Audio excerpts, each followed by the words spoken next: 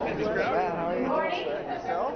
See ya. You as well. Hey. Kids, so, Thank you all for being here today. I'm Libby Slappy, and I'd like to welcome you to the League of Women Voters Forum of this current legislative session.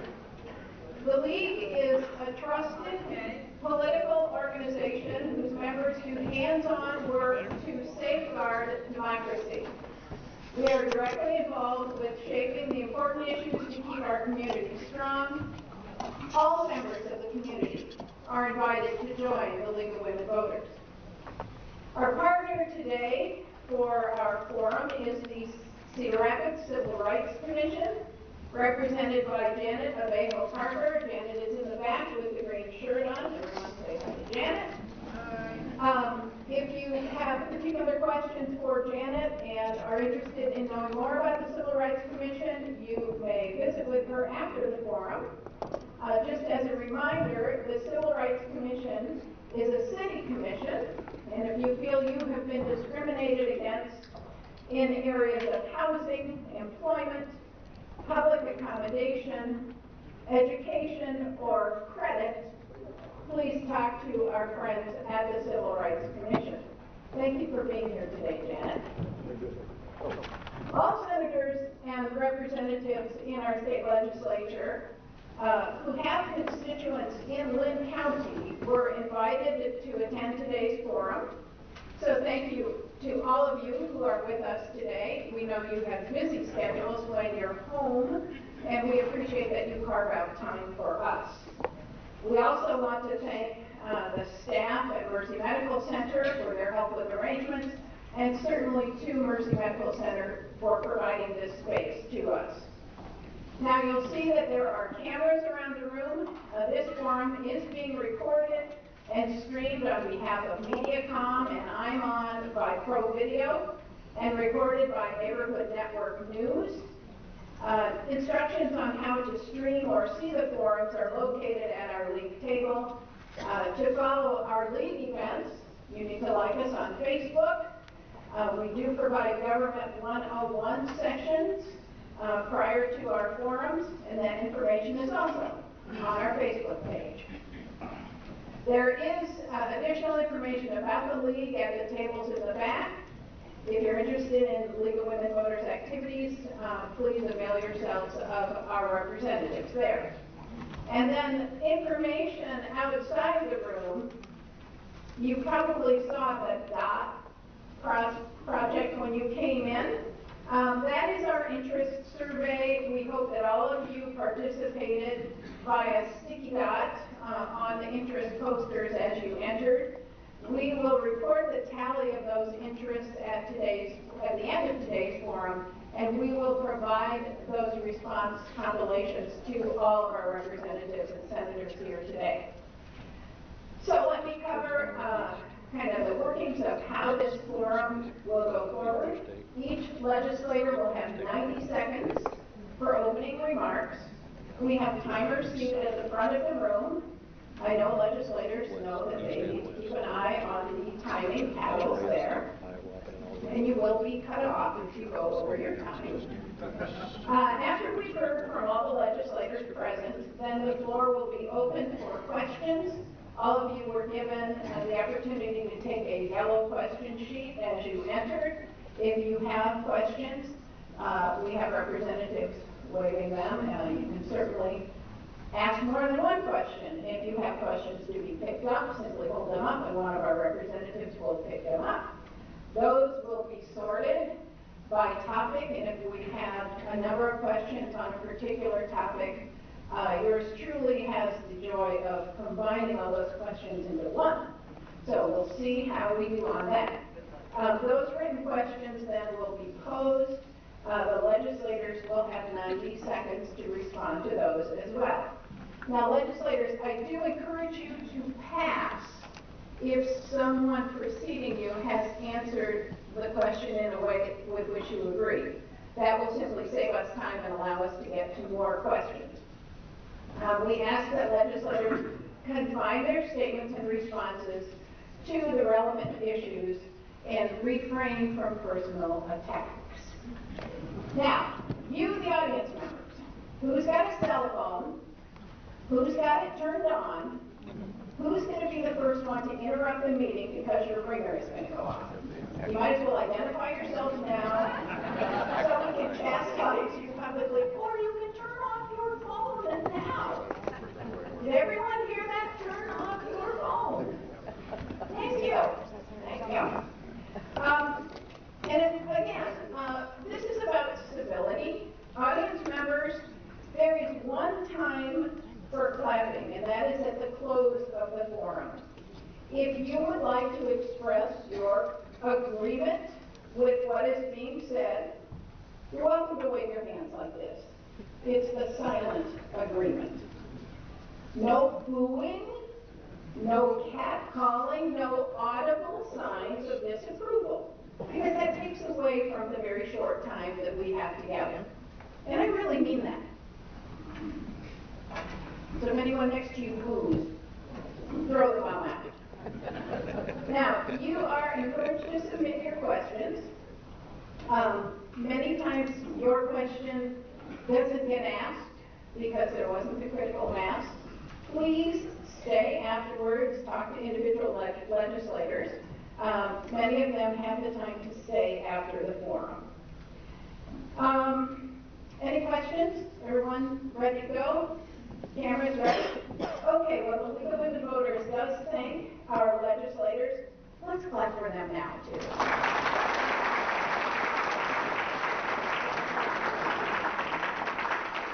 And while I think about it, our next forums, which are in March and April, March 17th and April 21st, those will not be at this location. Those will be at the Kirkwood College Regional Center in Hiawatha. So please don't come here. Not to Senator Mathis's district. So we are going to begin with a question that was submitted by the Civil Rights Commission. And we'll begin with Liz Bennett. Thank you, Representative Bennett. What would you do to increase a multi-generational workforce? Order. They haven't. Oh, thank you. Love you. Sorry, I was kind of eager to get to the question.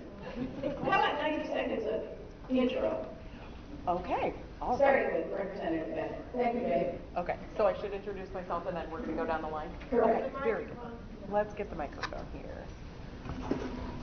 All right, hello everybody. Can you hear me? Yes. All right. I'm Representative Liz Bennett, representing House District 65 here in Cedar Rapids.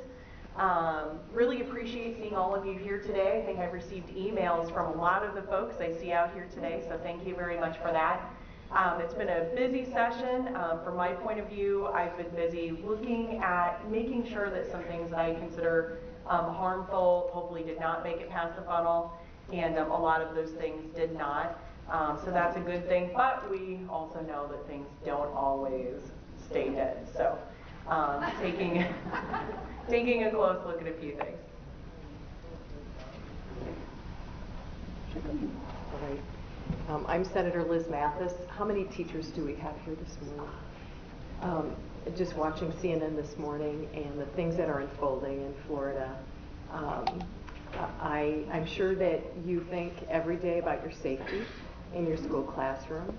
And no matter what the debate is over gun rights or over mental health issues or things like that, we need to make our kids safe, feel safe. They had a forum of kids, probably 4 or 5 kids, on the screen, just talking about will they ever feel safe in their school again. And I think that we have to address that. We definitely have to address that as we move on with legislation at a state level. Something very positive that happened this week, complex needs work group put out a report, and we have some legislation that passed at subcommittee and a committee level. And I think we've put some improvements on it, and we're working in bipartisan fashion to get that going, and hopefully I'll be able to explain more of that in the comments today.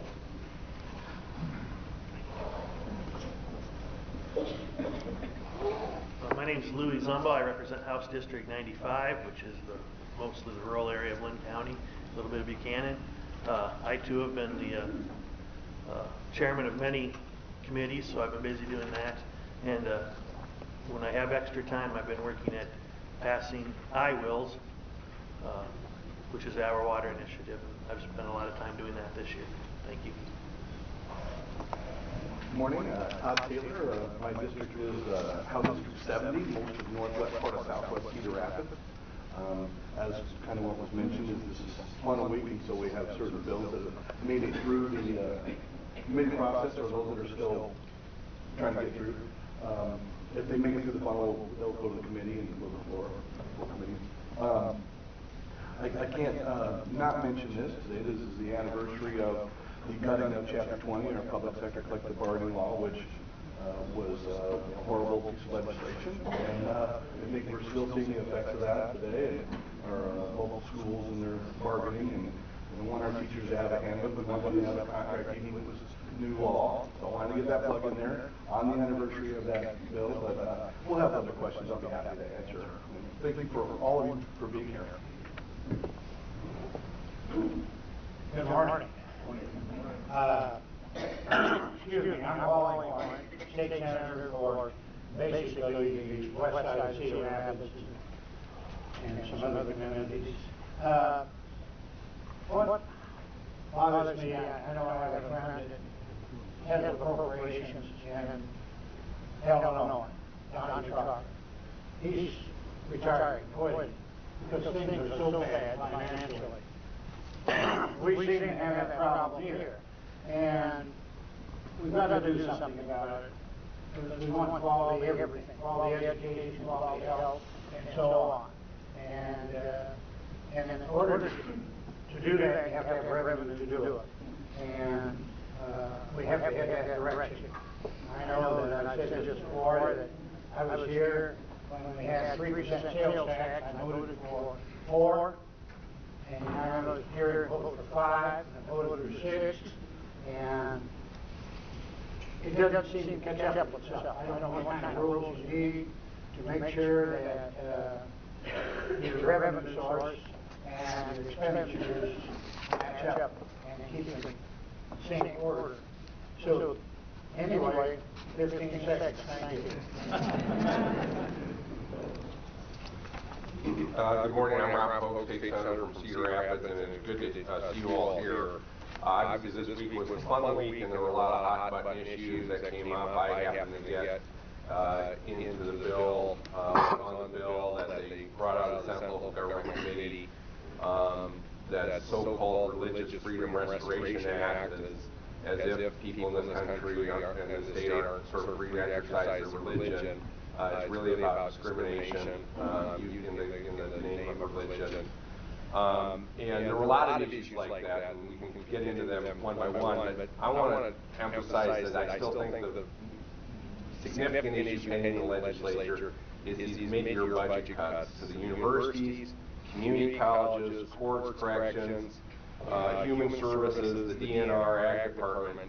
And after 8 years in Branstad and Reynolds, I'm wondering, why is this happening? I personally think these mid-year cuts are unnecessary. I don't think we need to do them, but what I want you to know is they hurt. We had testimony in Justice System's budget last week that recidivism and crime is up in Iowa, and one of the reasons that is because they've cut corrections so much that we don't have the ability to, they're forcing more people out of the prisons, and then don't have the ability to supervise the people who are being forced out of prisons and giving them support. So these issues really matter.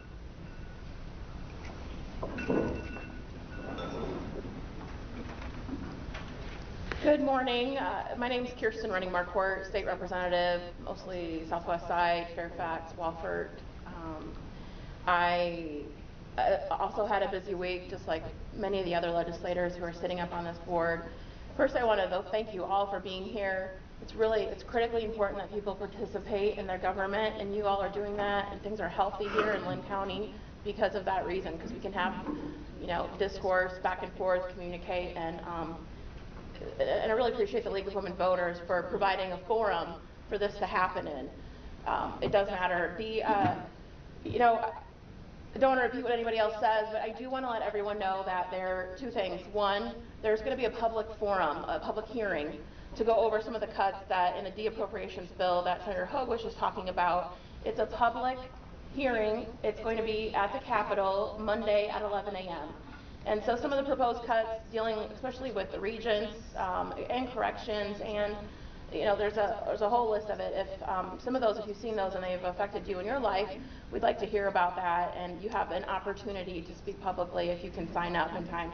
I also just wanted to say that, I know that we don't always agree on everything, but I do appreciate the Linn County legislators in a bipartisan way, that we do communicate with each other and we do work together on different issues. And I really appreciate that, and I want you guys to know that, because when we're here in front of you all, we might disagree on things or disagree on how we see the world, but many of the Linn County delegation, we are able to sort of sit down and work things through, and I very much appreciate that. Thank you. Friends, I had a note asked to pull the microphone closer to your mouth so you can be heard. Good morning. Does that work? You're welcome to take it out of the stand and hold it in your hand. Is it turned on? It's not on. It's not on. Is that one on? We'll trade, Art. Thank you. Good morning. Is that working? I'm Senator Dan Zumba. I represent 4 counties, including the northern parts of Linn County, so all the small towns north of Cedar Rapids and east of Cedar Rapids are in my district. I live in Delaware County. I'm the chairman of the Senate Agriculture Committee, and we've been working on several bills in the agriculture, but more of the bills that are going to affect the wide part of the folks in the state of Iowa are coming through Commerce. I sit on Commerce. There's a couple of really good insurance bills that are going to help some folks get covered where they're not fitting on the Affordable Care Act side of it, and they can't afford the private insurance that's available. And this falls mostly people that do not have or are not getting insurance through their employment. And there's a huge cliff there where I know one family, it's a father-son operation, so they're separate, but they work together. The son is paying about $25,000 a year for an insurance policy that covers very little, and the dad is paying about $35,000. So there's 60 grand coming out of they can't do it, and so they're opting to go without because those type of dollars don't work. So there's a couple of good plans that are going to come up this year that I think will help not just those folks, but a lot of folks that are in the middle of that insurance fix. Thank you. Thank you. Thank you. I'm Representative Art Stade from Northeast Cedar Rapids. And first of all, I want to commend all of you for being here and participating directly with your legislators. And I want to thank you, too, for all of the input that you've sent, particularly by email, telephone calls, letters, this session. I've really appreciated the input and your encouragement as well, so thank you for that. I want to reiterate what Senator Hogue had mentioned, that we really, really need this year to get a handle on the budget and the revenues. We can't continue to cut and cut deeper to balance the budget off of the people who need the services the most. And we just have to get that in order. I hope that Republicans in the House and Senate are willing to get together with Democrats, do some reforms so that we put the House in order, so that we can fund education and mental health and our Medicaid and all of the other kinds of issues that are so important and significant to all of us. Thank you. Good morning. I'm State Representative Ashley Hinson. I am House District 67, Marion, Hiawatha, Cedar Rapids, and Robbins. Apologize for not being able to be here last month. I was actually with our moderator in Des Moines helping with 50-50 in 2020. That's the organization that's trying to get women elected to office, and it was a good group, a bipartisan group, half and half actually, Republicans and Democrats. So it was a great thing to be a part of that. Just wanted to run you through kind of some of the bills that have been priorities for me. My number one bill that I worked on in the interim was SAVE, extending the tax to help our schools with infrastructure. We got that passed through our education committee this week. Yeah, that was an exciting one. And we do have some changes to that to make sure it's more accountable. We want to make sure that money is going to our schools so they can be safe places, obviously, before, let's say, a stadium is built. So we've put in some of those caveats to control some of that money, which I think was important. I am the manager for Emma Lee's Law, which is basically a we're trying to close a loophole when it comes to hit and run crimes. If you leave the scene of an accident and you find out later that you killed someone or hurt someone, gosh darn it, you should report that. And we have changed that so that it will hold those people accountable and they can't hit and run and get away with it anymore.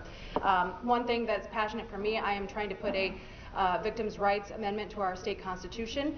Victims should have a say in the process as well. I'm a firm believer in that. We got that through our Judiciary Committee this week. As far as recidivism rates go, I serve on that committee with Senator Hogue on the budget sub there, and I have 2 bills that I have been pushing through to try to look at graduated sanctions. Can we catch some of those people before they end up back in prison, and then hopefully helping employers get some of those people hired. So those are what I've been working on. Thanks. Thank you, thank you. Now we will begin with the questioning that is issue specific. The first question coming from our Civil Rights Commission, and we will begin with Senator Mathis. And what would you do to increase a multi-generational workforce? Well, I think that we have been trying to address in the last few years bringing about increasing skills for workers who are older. So maybe they've left the workforce and they want to enter the workforce again. And our community colleges have been very involved in creating curriculum that will address the upskilling that people re-entering the workforce and who are in the workforce and want to move forward. They've been addressing that for several years. The governor has a workforce piece of legislation that she is asking everyone to support, and taking a look at it, it has some good pieces to it. But again, the community colleges need support. They've been really doing a lot of this work all along, and it looks like it's a repackaging of what they're doing. It also, the governor's legislation also kind of dissects the Kibbe grants. Senator Kibbe was a Democratic senator and long ago kind of the grandfather of, one of the grandfathers of the community college program. It opens that Kibbe grant, renames it, and opens it wider, and there are already 5,000 people waiting to get that grant scholarship so that they can go back to college or upskill, and it opens it wider so that even more people will be on the waiting list. So I think we need to put some appropriations behind it. So that's just one piece of what we're doing for multi-generational.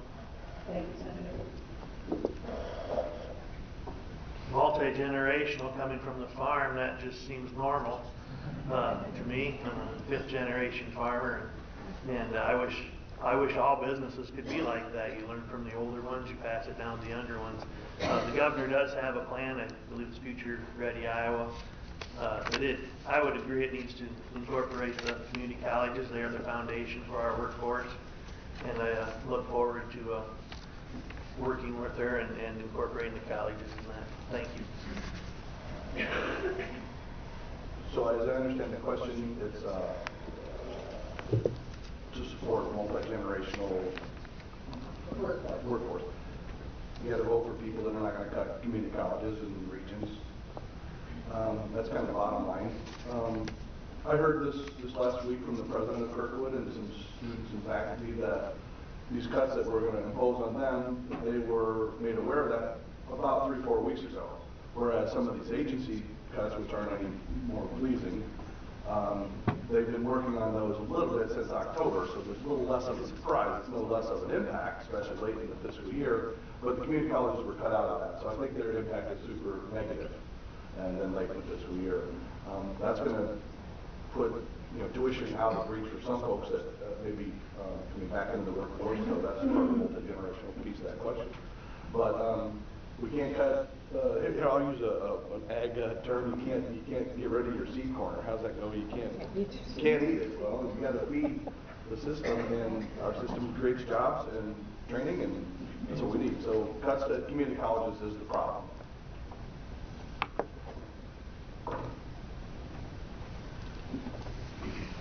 Well, a couple thoughts. First of all, I mean, it's one of the reasons why this so-called religious freedom bill is not good, is because if you pass something, can you hear me? No, I'm talking about workforce. I'm talking about workforce, Dave. Because if you want a multi-generational generational, diverse workforce, you probably don't want to legalize discrimination in our economy, right? That's why the so-called religious freedom law is bad. It would be bad for our economy, bad for business, but that's what apparently is the priority of Senate Republicans. So not good. Obviously, if you want a good workforce, you invest in education. And they're going to say 32 million, which to you or to me sounds like a lot of money. But when you talk about 470,000 public school students, that's not a lot of money. It works out to less than 40 cents per student per day. And you're not going to be able to do a lot more with when you're not even keeping up with inflation. Obviously, you've heard about the community colleges and universities. That's important. The other thing we want to do, don't take away the rights of workers. As Representative Taylor said, this is the first anniversary of something that was just really, really bad for our state, and we need to remember. Thank you.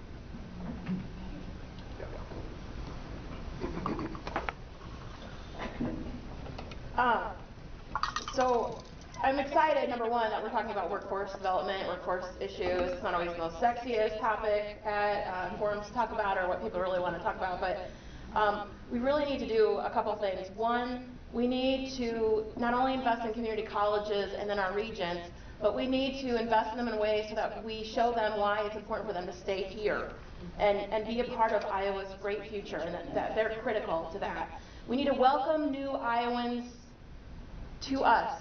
When new people come here, we need to be open and welcoming because we need them to be part of our workforce in the future. And then also there has to be sort of a calling of your kids home. So if your kids are all across the country, say, hey, come on home. And the way that we do that is we attract people back. And I have friends who have come back because we have good schools, good public schools. But then when the schools start moving backwards, they're like, well, we came here for the schools, so what? And we also need to make sure that we're investing appropriately in cultural affairs, which that's never sort of high on the priority list either, but that's another way that we get people to not only stay here in the state of Iowa, but attract people back. We cannot help but, collective bargaining, what does it mean? What is it multi-generational? We have Minnesota that is recruiting teachers away from our state. They are happy to have our well-trained teachers. And then what collective bargaining means is that we have school districts all across the state right now and other bargaining units that sort of offer their opening. Some of them are doing the right things. Some of them are sitting down. Some of them have not stripped the entire contract. Collective bargaining did not mean that you stripped the entire contract. But, we do have some, especially locally, like the Cedar Rapids School District and others that have really sort of stripped everything down. That doesn't help us recruit, and that doesn't help us retain the good people we have right now, and it doesn't help us attract. We have openings, and we need to bring people here to be part of our bright future, and that we're moving backwards with things like that. So I hope for the best that we can move forward in a positive manner. Thank you. Got me all fired up.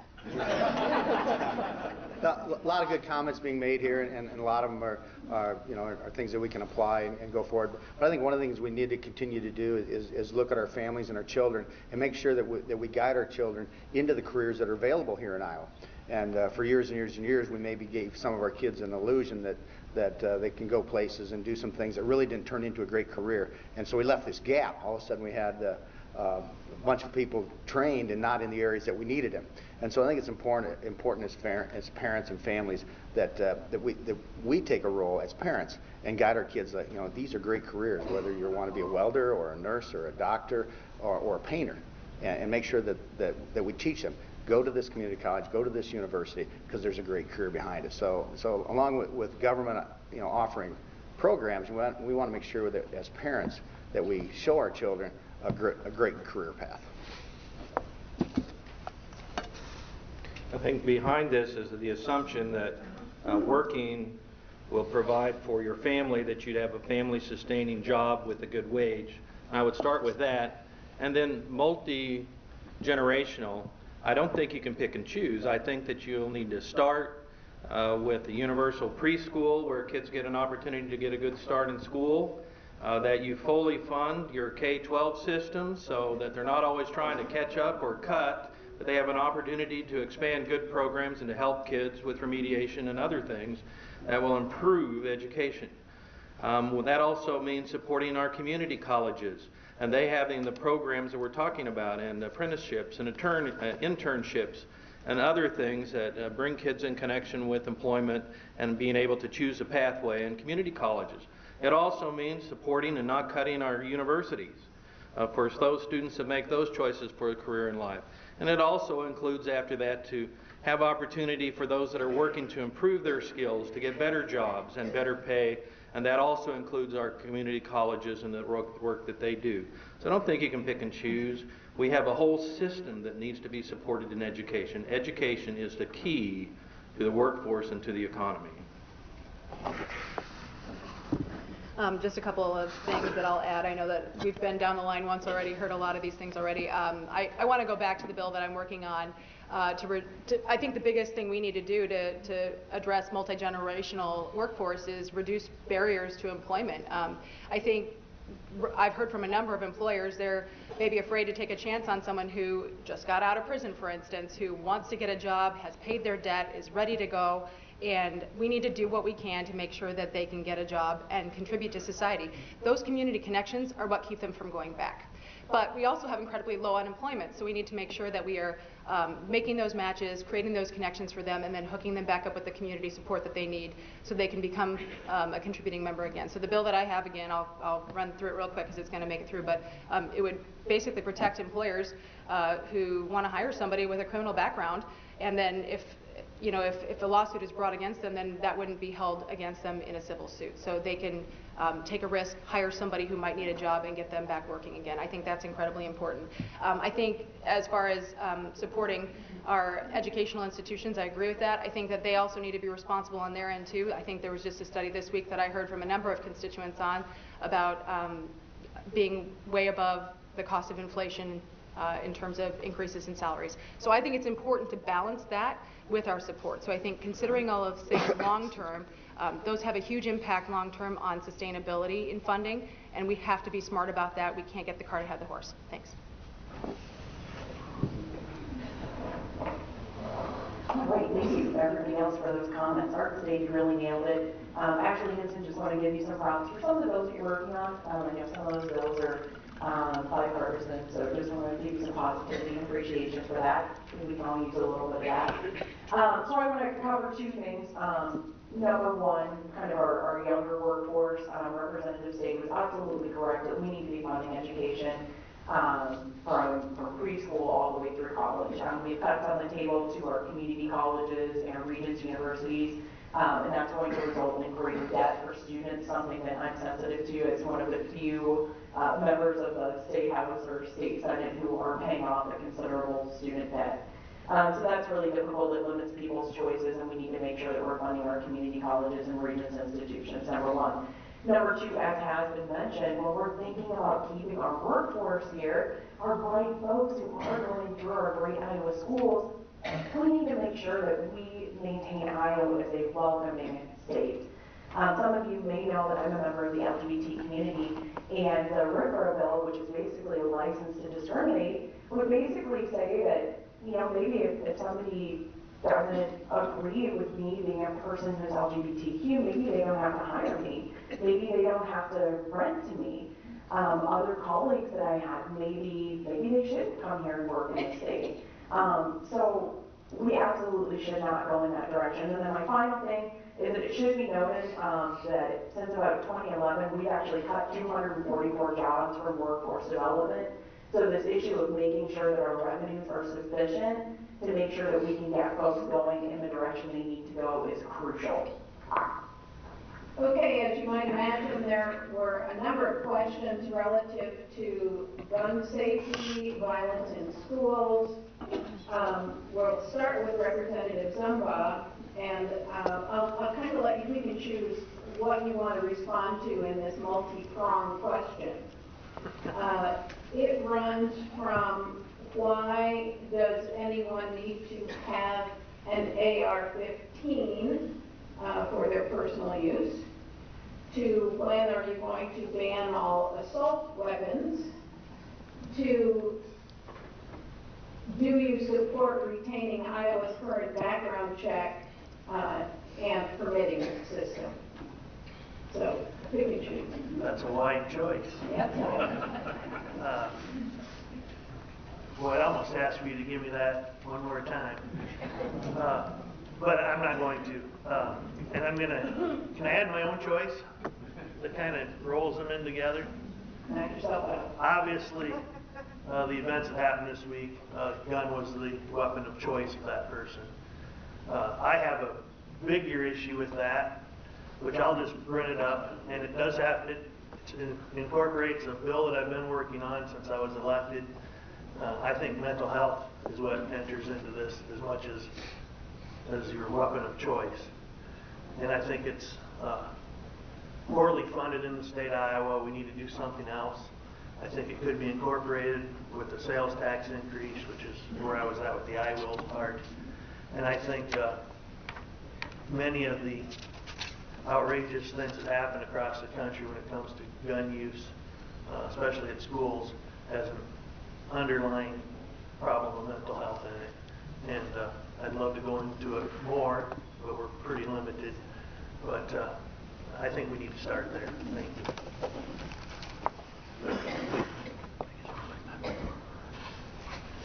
So one of the things that I've been thinking about lately on safety is, you know, what can we do as legislators, and a little bit of an assessment of where we are. And right now, you know, we've closed mental health institutions.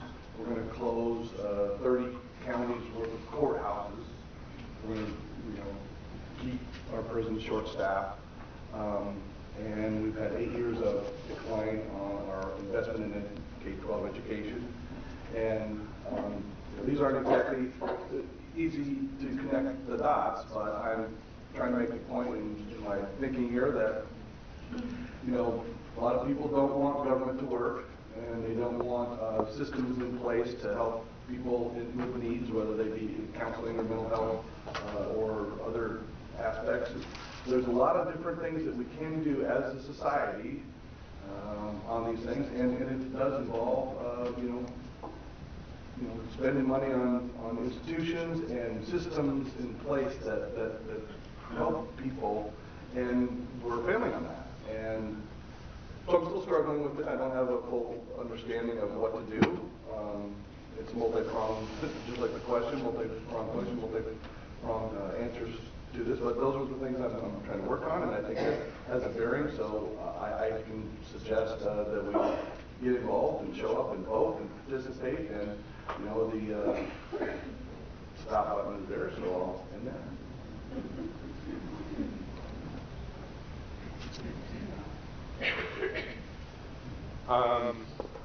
Well, obviously this is an extraordinarily painful week with what happened at the high school in South Florida. One of the things that I mean, obviously, legislation, I'll get to that hopefully in just a second, but I just want to make an observation. I think we need to talk more about victims and the perpetrators.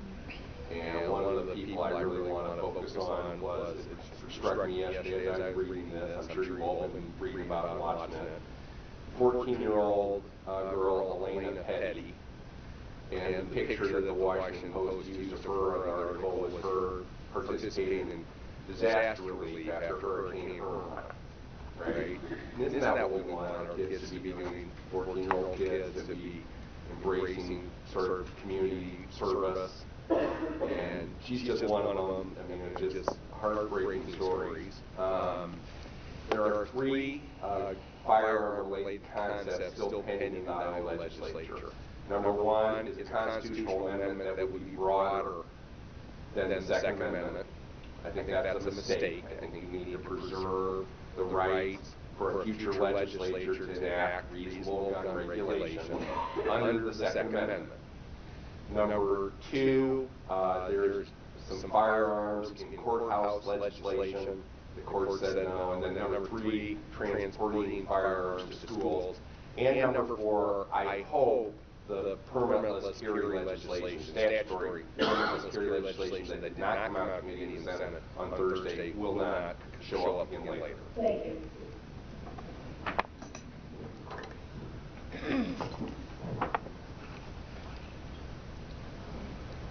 And, you know, I kind of move forward with what Senator Hogue was saying. Senator Zahn did say that he was not going to move that piece of legislation, and I'm grateful for that.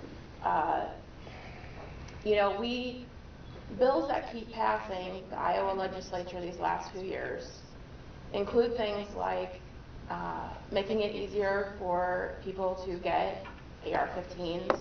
It also had silencers, made it easier for people to get silencers. And you know, when we do talk about choice of weapon, you can't stab 17, 18 people. They'll run away. And so when you have an automatic weapon, it's a different choice. It's a killing tool. I mean, it's a tool, it's a gun, to hunt or to kill things. And so, you know, there's a lot of emotion wrapped up in this. I'm still sort of feeling raw and sick in the gut about it.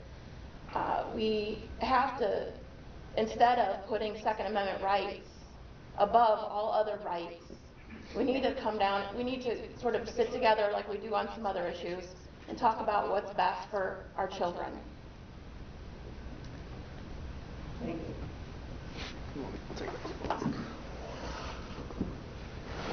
I don't think anyone in this room has a sadder heart than the person sitting next to you. We're all holding pretty heavy to what happened in Florida. But we have a cultural shift in the United States over the past several years that we need to be very aware of. I'm going to tell you a short story of something that's very real to me. And I'll go back to the 1970s, and I'm not going to say this was me, so let's just tell you it's a story that I know intimately well, though. 7th grader in a small school north of here was able to carry his 12-gauge shotgun to school because he's going to go hunting with his buddy. So he put it on the school bus. The school bus driver says, hey, you know, let's just leave this up in the front of the bus just in case there's, you know, not a problem. So the individual said, that's fine. The school bus driver held the 12-gauge in a case in the front of the school bus. The young individual was able to take the gun into school. The teacher said, well, why don't we just leave this in my coat closet, the teacher's personal coat closet.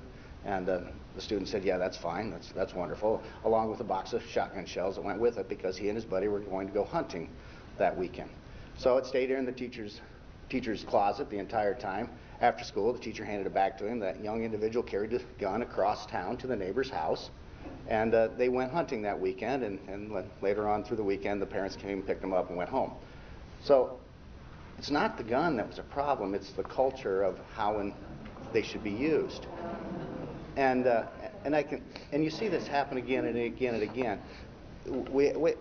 We've been painted over and over again that guns are the evil thing, and it's the culture behind them that's evil. And so we need to continue to teach our children, you know, what they are and what they are not, what they can do and what they cannot do.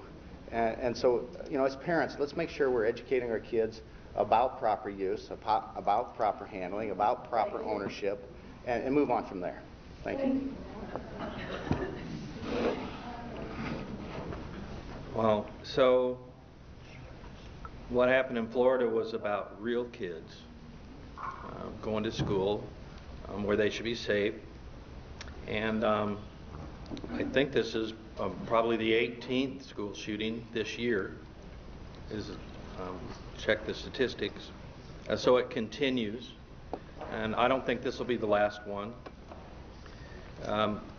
With the last one, when we had a vigil down at Green Square, I made the commitment that I would do what I could in the legislature to make a difference.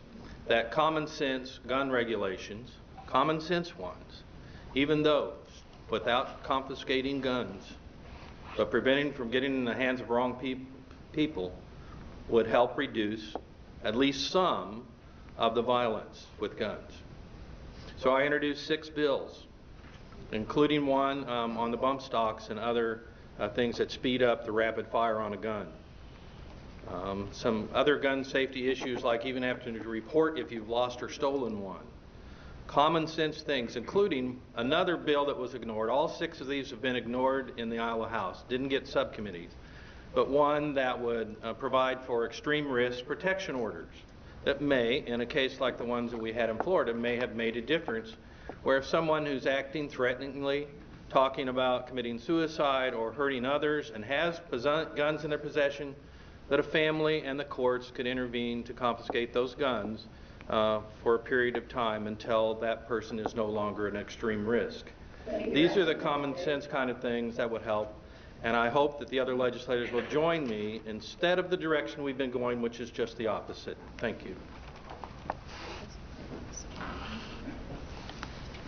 So I am a mother to a first grader and a soon-to-be, so I'll have a second grader and kindergartner next year. So keeping our schools safe is obviously a personal concern for me. I'll go back to, real quick, the SAVE legislation. We have schools, even here in Linn County, that are not secure enough. And I think that that should be a priority. We're committing to spend millions and millions of sales tax dollars going to schools to make sure that they're secure. That should be a priority, I believe, to keep our kids safe in their schools. Something that really bothers me, and I brought this today because I knew this question would come up. FBI admits fumbling tip about school shooter. Twice in 6 months people called and the FBI didn't act. So we have another problem in addition to all these other things that we're talking about, that people are noticing that people have problems and they're saying something and things are not getting done. And so I think we need to take a close look at how we're keeping an eye on people. If you see something, say something. People, I know, I've heard people say, oh yeah, something was bothering me, but I didn't say anything because I didn't want to, make a problem. Well, we got to get over that culturally as well. And I think that's really, really important in addressing a lot of these other issues as well. But this was really what stood out to me when I saw this in the paper today as a mother and as someone who wants to see oversight and making sure things are doing what they're supposed to do. That's one step that I think we need to take.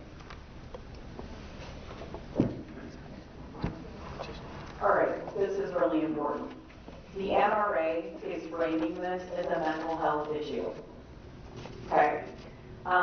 Interestingly, though, the president actually did away with a rule last year that would have stopped folks who are potentially dangerous from owning weapons. That's strange. It's really, really important to know. Here's one study indicating that only 22% of the perpetrators of mass shootings could be considered mentally ill. I think that's really difficult for us because we think, oh my gosh, if you would do something so horrific, you must not be in your right mind.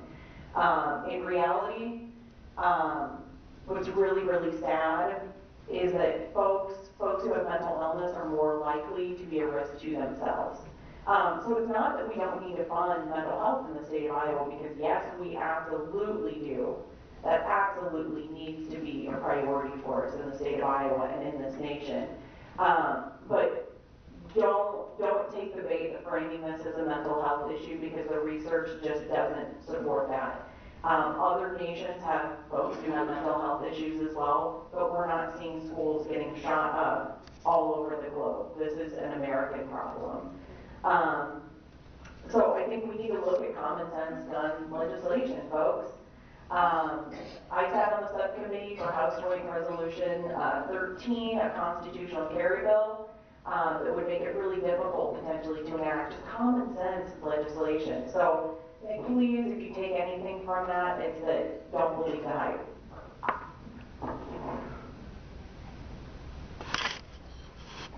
Like anything else, it's about access, right? And so access to things. At a federal level, they've been talking about closing the gap on the accessibility to assault rifles. At a state, at the state level, I think Senator Hogue summed it up really well about the constitutional carry conversation.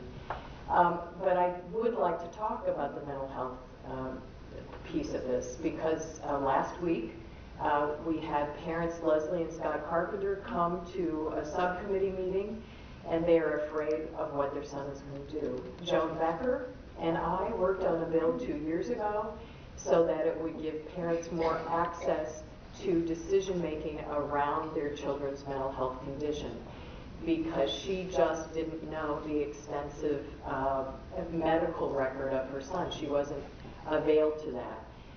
Leslie and Scott Carpenter have helped to broaden the court committal section or committal by court section of 229, which is the description of mentally ill and those who need some extra help, to broaden that to help more people. So in this case in Florida, you know, people were giving tips and they thought this gentleman was, you know, there were problems with him, maybe problems with mental health. They had had multiple calls to the home. It's all of that combined. This person, I'm sure he will be evaluated for mental health, whether he turns out that he, you know, that it was or not, but it's all of this combined.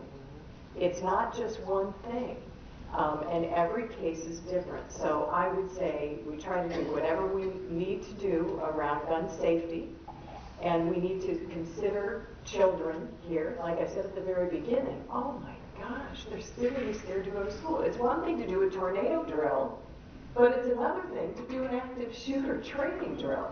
I mean, that's very, very different. So it's very complex, multi-layered, and I hope that we can solve some of these crises soon. Thank you. Our next question has to do with women's health and the pending bill known as the Fetal Heartbeat Bill. Representative Zimba, if you would like to give your views on that bill. Or was it Todd? Yes, it is. Todd.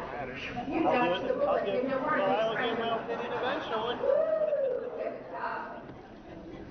Lucky you. Well, I think the fetal heartbeat bill is unconstitutional. And I think the fetal heartbeat bill is unconstitutional.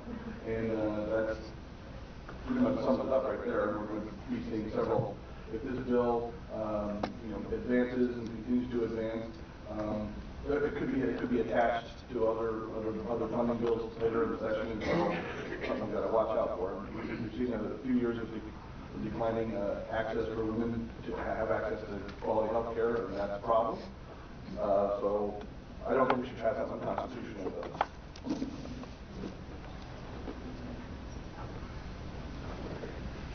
I think Representative Taylor nailed one of the key elements there, is that it is unconstitutional. I think you just think about it as a policy matter, regardless of what a person's personal beliefs might be. We're really talking about who should make these very difficult decisions. Should it be government officials, or should it be the woman involved and her family or doctor? And I think I will leave it at that and just say I'm not in favor of legislation.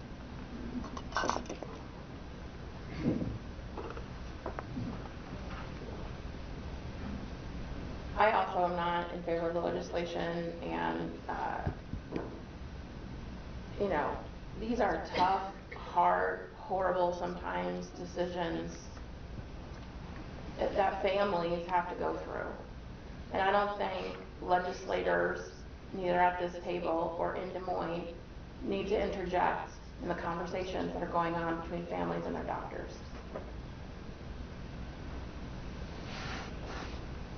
And I have time left over, wow. So there you go. We have other priorities, I guess, that are way more important than to get into people's lives that way. Sorry. No, that's Sorry, fine. I have not signed on to the bill.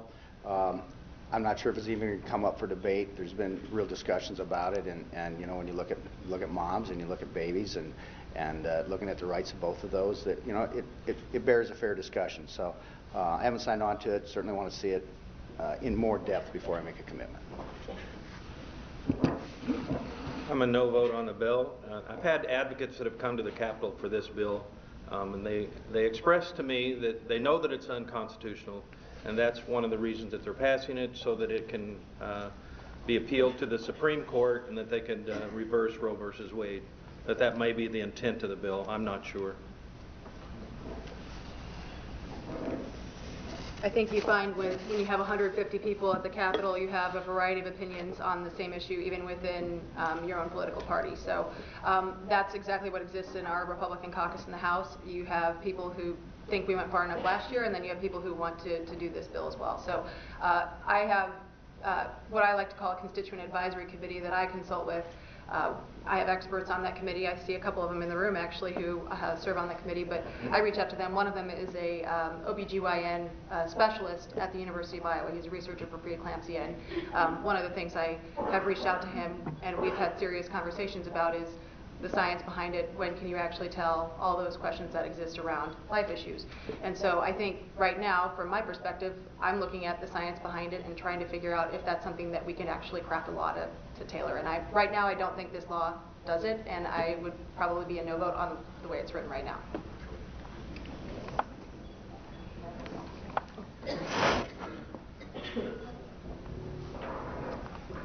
The legislature has no business interjecting itself in the most private personal decision that a woman can make with her doctor. So that's number one. Number two, this bill is extremely concerning for another reason, which is that the University of Iowa could lose their licensing to train obstetricians. That will result in fewer obstetricians practicing in the state of Iowa, particularly in rural Iowa where we already have a shortage.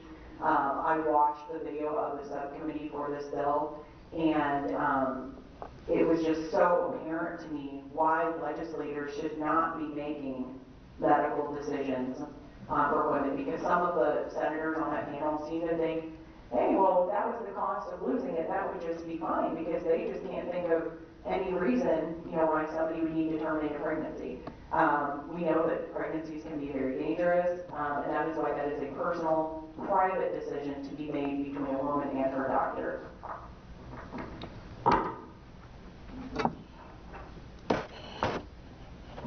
I attended the subcommittee hearing for the heartbeat bill last week, and I walked away thinking this is not about women's health care, it's not about saving babies, it's about making a name for Iowa at a Supreme Court level. The people who were really pushing this, they want to reverse Roe v. Wade, and they want to make a name for themselves to do that. That was so very apparent with the testimony there to me. Women have a right to their own health care decisions. Roe v. Wade established that.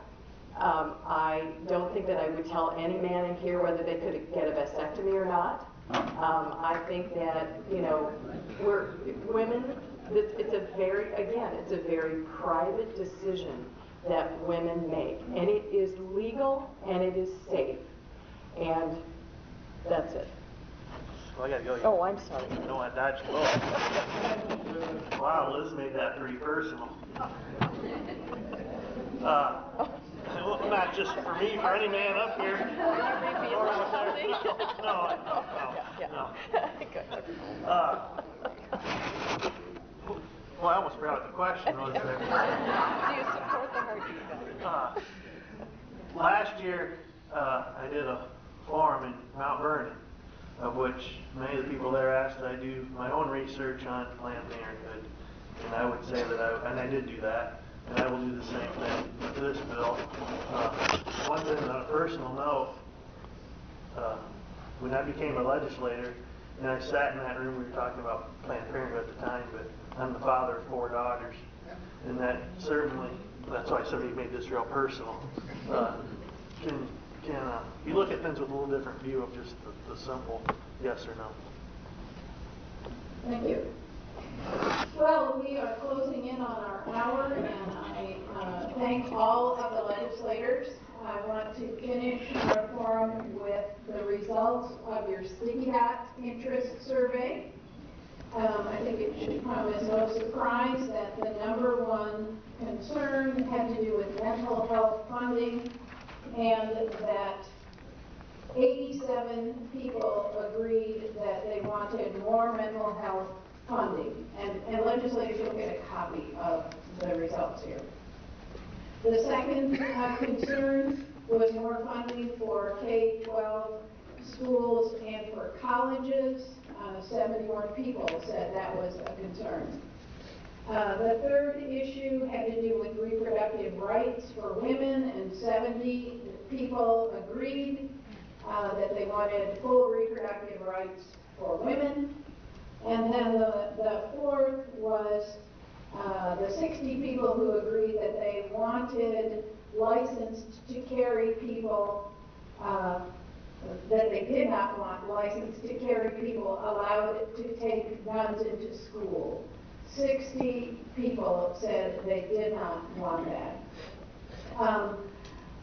We appreciate the participation of the audience. Thank you again for being here. I know that there were many, many questions that did not get answered, and if the legislators will avail themselves of a little more time with us this morning, we thank you in advance for that. A reminder that our next forum is in March. That's on St. Patrick's Day. We're smart enough not to be downtown. Remember, we're at the Kirkwood College Regional Center on Boyson Road in Hiawatha at 10:30. So we will see you next month, and thank you again, everyone.